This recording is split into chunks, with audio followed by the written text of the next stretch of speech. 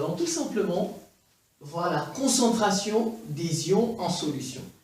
Concentration des ions en solution. En fait, on a deux types de concentration. Il y a la concentration molaire en soluté apportée. Concentration molaire en soluté apportée, c'est C, est égal à la quantité de matière sur le volume de la solution.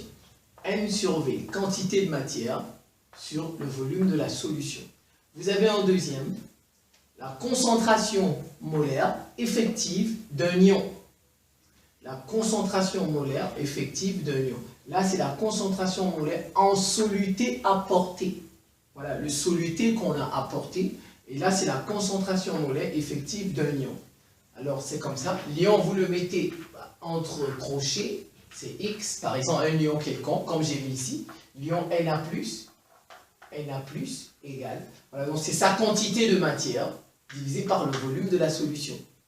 Voilà, quand il s'agit d'un ion, on dit la concentration molaire effective d'un ion, ça se note comme ceci. Vous voyez, alors, comment fait-on pour déterminer la concentration? Si les données sont claires dans l'exercice, vous appliquez votre formule. Ah ben c'est tout. Si les données ne sont pas claires, parfois on est obligé de passer par le tableau d'avancement.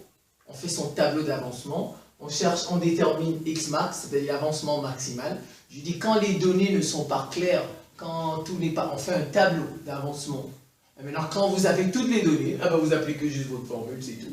Et quand ils ne sont pas là, vous passez par le tableau d'avancement, vous déterminez Xmax, et à partir de là, vous allez trouver les différentes valeurs, et ensuite vous appliquez, eh ben, tout simplement. Alors, vous avez cette équation de dissolution, par exemple. NaCl, il va donner Na+, plus Cl-. Je cherche la concentration molaire effective d'un ion. Regardez les coefficients. Ici, c'est 1, ici, c'est 1. Donc, ils ont la même concentration. C'est tout. Voilà, ils ont la même concentration. Ici, c'est 1, ici, c'est 1. Vous êtes d'accord? Alors, donc, la concentration de Na+, est égale à la concentration de Cl-, qui est égale aux quantités de V, ainsi de suite. Quantité de chacun sur le volume de la solution. Vous voyez? Maintenant, regardez ici. Ici, on a Na2SO4 qui a donné 2Na plus SO4 2-. Donc, les concentrations ne sont pas égales. Il faut faire attention au coefficient. Au coefficient qui est ici. Donc, ça veut dire quoi en fait? Que la concentration de Na, c'est 2 fois celle de SO4. Vous voyez? Voilà. Na+, la concentration de Na+, c'est 2 fois la concentration de SO4 2-. Donc, il faut faire attention à ça.